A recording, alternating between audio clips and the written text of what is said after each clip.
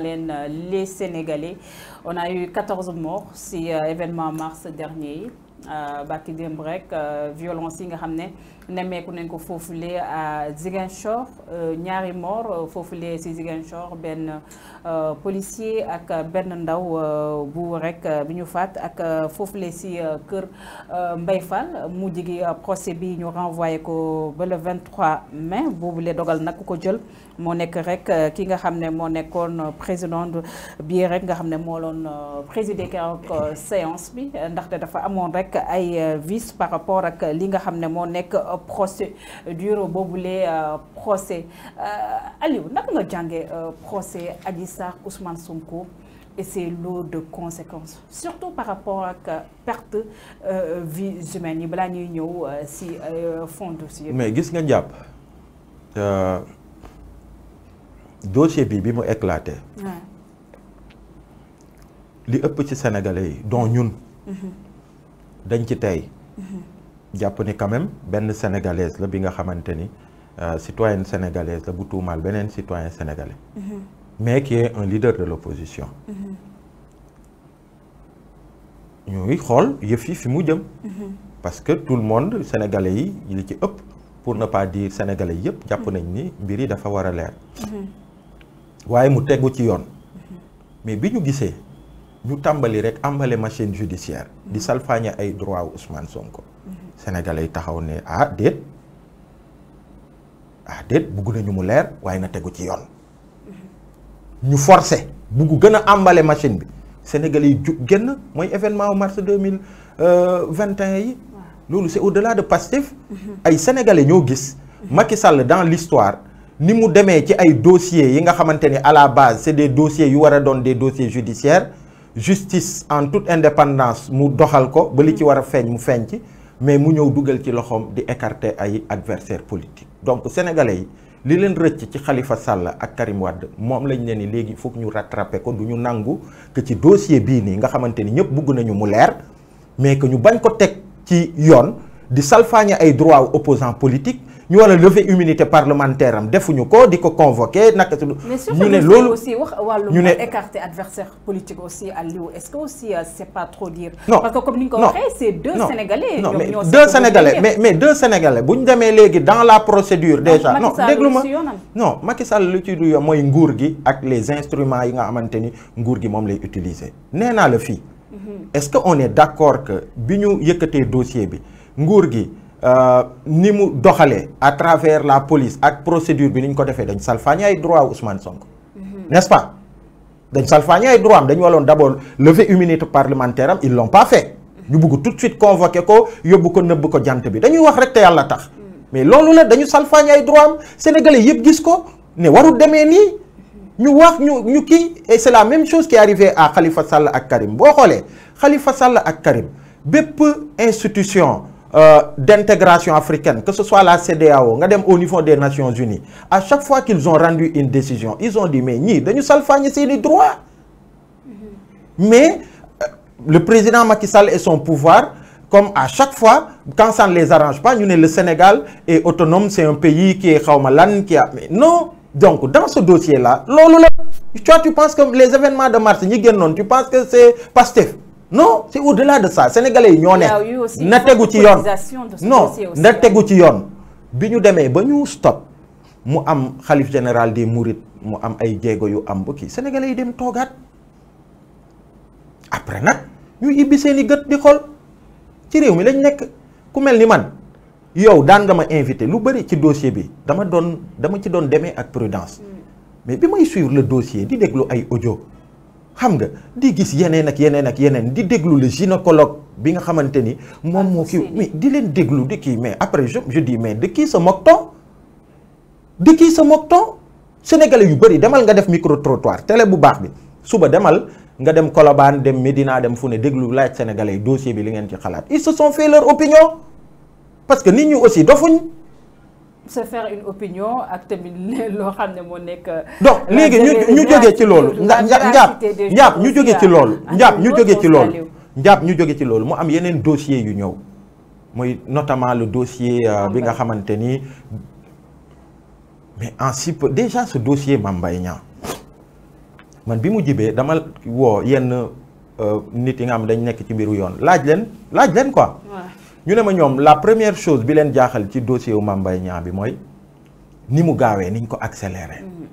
ñu ne d'habitude ci ay dossier wu diffamation entre plainte bi ak bi ñuy convoqué sax ki day jël temps ay 6 mois après kii day jël temps. mais en 2 mois ñu accéléré mbir mi accéléré ko avec une telle vitesse.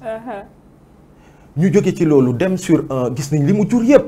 ay écoles yu ñu tëj ay kii yu ñu xawma lan Mame Mbaye Niang ni moom dafa bëgg laver honneur am mu dem justice mu am une décision de justice bi nga xamante ni rendre nañ ko ñu daan Ousmane Sonko 2 mois avec sursis ba pare mu am benn amende 200 millions. moom sax Mame Mbaye Niang mu def poste kontaan ci ne laver nañ sama honneur tout de suite mu dindi ko ñu ne non il faut que mu am jugement en appel et gis nga verdict jugement en appel bi bu dee kase wuñu ko day entraîner inéligibilité wu Ousmane Sonko. kii na weesu na parce que Ousmane Sonko def lu recours. c'est inadmissible bu ñu bëggee wax dëgg rek pour une affaire de ay diffamation wax na encore que diffamation c'est un ministre de la République bu ñu la dënkee kopparu askan wi mu am ñu jibal kàddu ne lii ak lii am na ci la première chose c'est pas lu tax nga wax ko mais c'est de pouvoir éclairer les Sénégalais ci koppar googu nga xamante ni nee nañu am na naka su dul noonu bi nga ci def parce que les Sénégalais en ont le droit gis nga boo demee aux États-Unis xam nga moi parfois damay ne ni dañuy ne ni le président des États-Unis c'est l'homme le plus puissant au monde mais moi jàpp naa ni qu'il n'en demeure pas moins qu'il soit le président le moins libre parce que citoyen américain bi gën a sori biir Idaho ay impôts yi nga xamante ni les États-Unis d'Amérique dañ ciy comp tuuti ñu def ko ci benn caisse bi nga xam mooy USAID indi ko Sénégal dërëmam boobu $1 am boobu forage bi mu contribuer à tabax au niveau de Kanel moom am na ay jumtuwaay yi nga xamante ni état américain da koy rendre compte mu xam xaalis boobu fi mu dugg loolu mooy respect.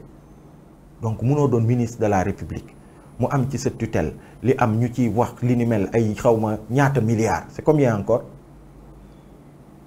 xam nga 29 milliards yow la réflexe que tu as c'est pas d'éclairer Sénégalais ci biir moom mais d'attaquer léegi il attaque nee na honneur am la bëgg laver gis nañ procès bi li mu entraîné yëpp bi verdict bi génnee ñëpp nee nañu c'est un verdict d'apaisement kii nee na honneur am la bëggoon ñu laver mu ngi nii Ousmane Sonko daan teg nañ ko ay daan am na sax amende 200 millions. xanaa mu war fa mën a yem bu dee da nga ne ni sa honneur nga bëgg laver mais gis nga fu mu mujj.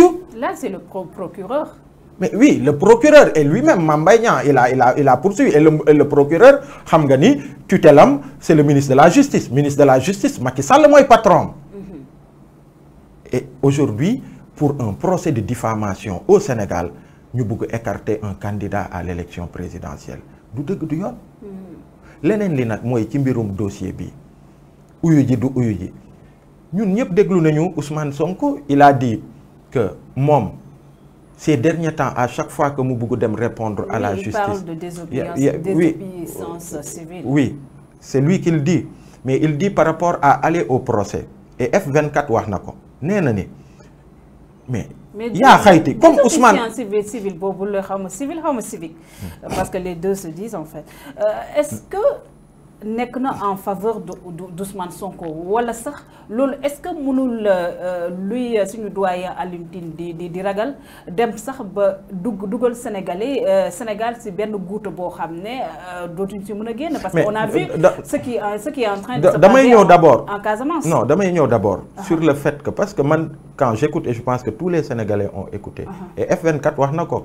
dafa ne ni état du Sénégal dafa war a garantir à Ousmane Sonko en fait la sécurité qu'il faut pour que bu jógee këram mu mën a dem tribunal dem wuyu ji et qu'on lui accorde un procès équitable loolu la F24 wax et boo dégloo Ousmane Sonko ci déclaration bi mu def dafa ne ni à chaque fois que ces derniers temps il est jug na pour dem wuyu ji justice gis ngeen li fa am dañ koy gazer moom ak ay ñoñam di leen dóor di leen xoqatal bi ci mujj sax hôpital la mujjee que tant que la justice sénégalaise ne lui garantit pas maintenant la sécurité qu'il faut que mën a jógee këram en justiciable dem tribunal que moom du dem mais loolu régler ko yomb na njàpp bu dee état bu bugg jàmm la rek ci réew mi un citoyen bi nga xamante ne nee na saa yu may dem uyu ji justice dañu may xoqatal maag samay ñoñ di may gazé di toj sama oto ba bi ci mujj hôpital laa mujjee léegi justice boobu bu ma mënul garantir sécurité bi war pour que bu ma jógee sama kër comme Macky Sall ni mu ko defee woon comme Idrissa Seck ni mu ko defee woon ma jël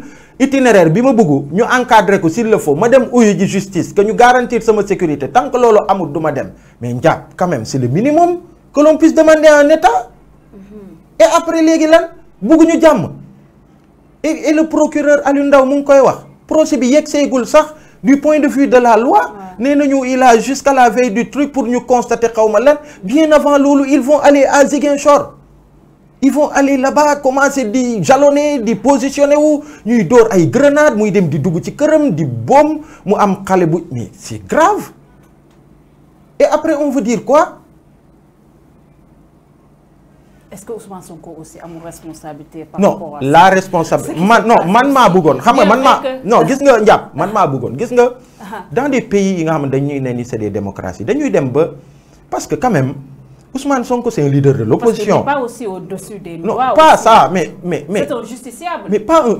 Mais lui il a dit man je suis pas son partisan mais li ma dégg mu wax moom laa mën a waxee nee na que l'État, la justice lui garantisse de pouvoir quitter mu dem wuyu ji justice te duñ ko dóor duñ ko yóbbu hôpital mais loolu xanaa c'est le minimum dans des pays qui se respectent parce que tu le veuilles ou pas quelqu'un qui dem ay élections dernièrement mu am des Sénégalais yu ko votel ci xawma ban lim encore ak d'autres il y a beaucoup d'acteurs politiques yu fi nekk bu ñu nekkee ci yenn kii mais pourquoi pas sax que bu dee jàmm rek a leen tax a jóg que il est possible que la police les forces de xawma lan xawma ñoom nan lañ koy tegee ñëw gis les avocats de Sonko bon ok dafa war a dem uyu ji ok lan mooy seen itinéraire lii la ok ñu wax juboo day am.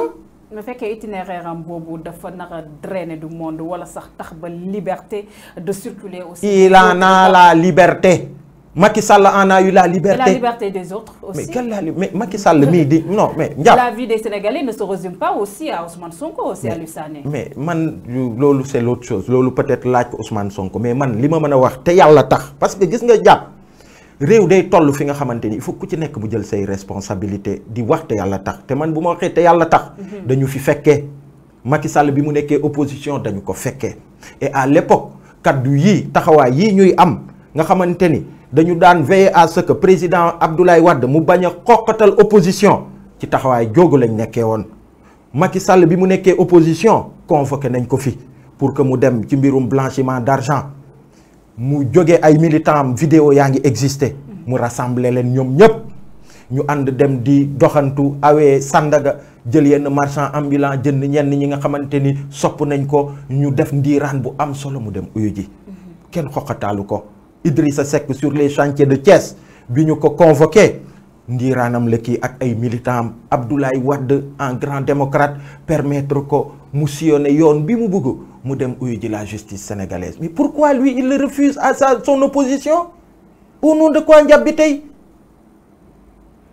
au nom de quoi un opposant qui dit la seule chose que je demande c'est que ma justice puisse me garantir de quitter chez moi et d'aller lui répondre en toute sécurité. C'est pas trop demandé. Et après ñu bëgg lan gis nga nguuru Macky Sall ci lii mu mbëbët moom moo taxawaay boo xamante ni dafa bëgg xoqatal créer la terreur et la psychose dans la tête des Sénégalais te loolu mënul nekk askan mu lëmm peuple lëmm kenn mënu ko noot di ko tiital mënul nekk et au contraire day créer benn ay frustration yoo xamante ni quand je vois jeunes yi léegi mais da ngay xool léegi jeunes yi commencé nañu démystifier même la prison. C'est vrai. man keroog dama génn réunion wu Diamaguène 3e mandat ma ñëw taxaw buntu centre bopp booy di waxtaan booy di naan mais góor yëpp a ngi kaso ñun lan lañ fiy def. mais quand un pays en arrive là. que les droits sont tellement bafoués que les citoyens yi nga xamante ni dañuy wax di critiquer nguur gi ak ni muy doxee nguur gi nga xamante ni ñoom ñoo ko tabb. dañu ci nekk ñu leen di xoqatal di leen tëj prison di tëj ñenn ñi nga xamante ni c'est des références pour eux ci bëgg réew mi Karim Xurum Xax on peut tout lui reprocher mais c'est un grand patriote qui non mais je te dis c'est vrai il adore le pays. nit dof on peut dire fougue ak yooyu mais sénégalais baax ci xolam. professeur Cheikh Omar Diagne. professeur Cheikh Omar Diagne. ak ñeneen yi nga xamante ni mais Bassirou Diomaye Faye man man xaw ma ko lu bëri. Bassirou Diomaye Faye bu ñu toogee ni waxtaan je pense la dernière fois xaw ma réunion plateforme bi ñuy créer F24 c'était la première fois maak moom ma toog nii mu toog ñu échanger xaw ma ko torop dama koy gis nii ñuy daje di nu yonte mais tout le monde est presque unanime sur il est pondéré il est xaw ma lan mais ku ci nekk nga jàpp leen mais loolu jeunes yi bu ñu koy gis di gis injustice yooyu mais c'est ça le lit de toutes les situations d'instabilité en Afrique ak feneen te loolu bëgguñ ko ci réew mi. ça va Macky Sall diñ ci yóbbu par la force. instabilité boobu Aliou est-ce que nekkoon ci yoon bi bu ñu gisee zone. mais on est en plein là-dedans. mais on est en plein là-dedans réew moo xamante ni léegi 3 jours sur 7 2 jours sur 7 écoles yi dañuy tëj. Est-ce que les responsabilités aussi ne sont pas partagées par rapport à cette affaire? Déjà, Ousmane Sonko, qui serait... Bon, il est le maire de... Fofu le dëkkam la nekk moo nekk maire dëkk bi peut-être cité kër googu gis nga ni loon ko barricadé li nga xam ne moo nekk këram à chaque fois bu amoon li nga xam ne moo nekk war a dem uy ju yoon mais la Casamance nekk aussi benn zone bu sensible surtout par rapport ak rébellion bi nga xam ne. Moi je refuse de rentrer dans ce débat, Ndiap. Ah oui, pourquoi? C'est un Sénégal. Mais c'est un débat aussi qu'on doit poser. La Casamance fait partie du Sénégal. On est un et un seul peuple. Mais qui a sa réalité quand même. Babacar Diop mu ngi Thiès toog tey keneen ak keneen ay maire ñu ngi vraiment quoi loolu moom ce débat là man gis nga ces débats là man c'est malsain man du ma ci dugg. Et c'est vrai que ça n'a jamais été aussi présent. ci espace public au Sénégal. Mais man je me refuse d'entretenir ce débat man li ma jàpp c'est un citoyen sénégalais. Qui est maire d'une localité il est dans sa localité point. C'est aussi simple que ça non du ma dugg sur ce débat. Parce que le peuple sénégalais est un et indivisible. Donc vraiment ce débat man du ma bokk ci ñi nga xamante ni dañ koy entretenir mais encore une fois Ndiap bi tey bu ñuy wax te yàlla tax l'opposant Ousmane Sonko la seule chose qu'il demande c'est que la justice sénégalaise puisse lui garantir la sécurité qu'il faut pour que bu génnee këram qu'il ne se retrouve pas encore à l'hôpital point. Mais loolu c'est simple voilà. Mais c'est pas trop demandé dans un état de droit.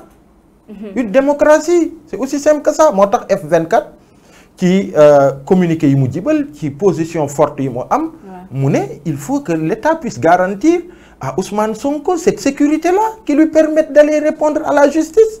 Et il doit répondre à la justice surtout par rapport ak ambition yi nga xam ne am na ko pour diriger aussi le Sénégal tey jii gis nañ ko Ousmane Sonko moo yàkkamti woon pour procès bi am tey on a comme l'impression dafay daw procès bi nga xam ne ay ñooñu dañoo jàpp gis nga man nit ci ay kaddu ci vraiment kaddu ak yi ngay pour l'instant fi ñu ci toll mooy loolu la wax mu ne na ma état bi garantiral sama sécurité pour que ma mën a dem nañu ko def indi les garanties qu'il faut mais am l'intelligence qu'il faut loolu la gis nga un état se doit d'être intelligent dans ses approches mais day fekk mais loolu Sénégalais yëpp wax nañ ko dans l'absolu même si ce dossier de Adji Sarr là ça moi je te le dis et je le redis ñun ñëpp topp nañ ko on a vu ce dossier duñu ay dof ay ibbi nañ suñuy gët gis nañ fi lu ne tu vois moi je connais pas je sais pas ce que c'est qu'un dossier de vraiment loolu xaw ma bu dee yow tu sais ce que ça veut dire ça c'est autre chose man xaw ma li ci nekk xaw ma le mais tout ce que je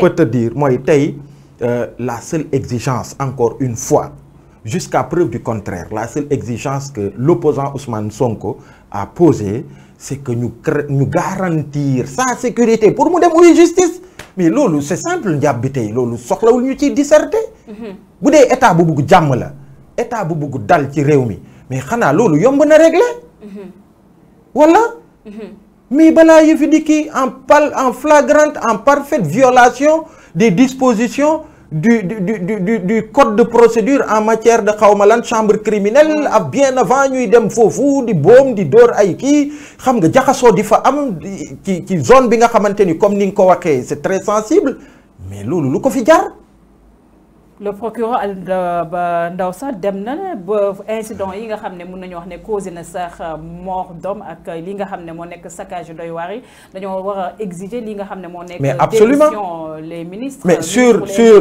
le ministre de la justice qui est déjà pour man c'est le pire ministre de la justice que le Sénégal a eu. Ismaël. Malheureusement il fut un brillant intellectuel qui a été un éminent professeur. Mais moi je ne sais pas bis bu dans 8-9 mois.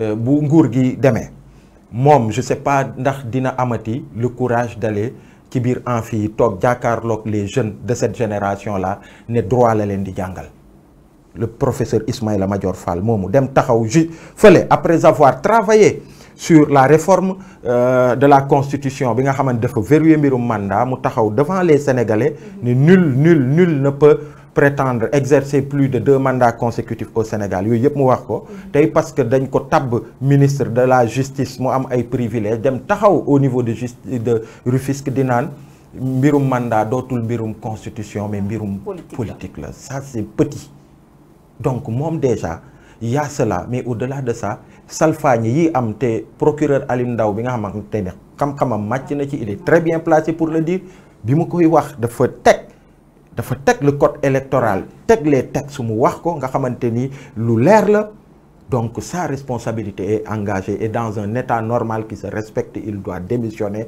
parce que dafa lajj il a commis des erreurs. Déjà vous au niveau de F24 fas ngeen ubbi. ah oui mais au-delà de ça Antoine Félix Diome. tous ces cas de torture. ay balles réelles yi ñuy dóor di ko boomee sénégalais yi ñuy ñàkk seen bakkan muy am des communiqués officiels de son ministère yi nga xamante ni day awee nii autopsie génn awee na le. Là aussi c'est un problème. mais c'est grave mais en fait c'est les états bandits c'est les états bandits qui opèrent comme ça. Malheureusement je suis très désolé de le dire comme ça mais c'est des états bandits qui opèrent comme ça. lu mel ni Ndaw bi ñu boom nga génnee c'est le ministère de l'intérieur. bi nga xamante ni moom moo ëmb nu mu tuddati la police la gendarmerie et tout nga génnee des communiqués yi nga xamante ni après autopsie day génn mu contredire ko ne du dëgg. il doit démissionner pour ça mais il doit démissionner pour tous ces cas de torture. njàpp tey torture mais le Sénégal dafa ratifier ay conventions internationales yi nga xamante ni daf ko tënk ci ni mel. et c'est pourquoi d'ailleurs F24 ñoom maître Tine ñu ngi ciy liggéey. képp ku laale ci mbirum torture fii ci réew mi que ngay commissaire de police que nga nekk ci gendarmerie que nga nekk ci yenn haut commandement yi di nga ko layoog yoon au Sénégal et à l'étranger bu soobee yàlla te tàmbali ñi nañu liggéey bi ci war parce que c'est pas possible torture baaxul ci réew. C'est pas normal. Le mot de la fin surtout par rapport à vos ambitions. Le mot de la fin F24, la tranquillité du pays. Le mot de la fin mooy réew mi jàmm la bëgg. réew mi dal la bëgg. li mën a dalal réew mi mooy Macky Sall. ak ñi mu am na ay waxtaan yi nga xam ne le doyen Alioune Tine mu ngi koy jéem a. je l'espère mais en tout cas lii indi jàmm réew mi mooy na taxaw face au peuple sénégalais bi nga xamante ni desalatu ko dara. ki nga xamante ni da nga juddoo doon Sénégal bu modeste issu d'une famille modeste. comme ñun ñii Sénégal jox la lépp jox la l'éducation qu'il faut. bi nga demee ba tàmbali liggéey mu lay tabb di la tabb la directeur tabb la ministre tabb la premier ministre tabb la président de l'Assemblée tabb la président de la République du Sénégal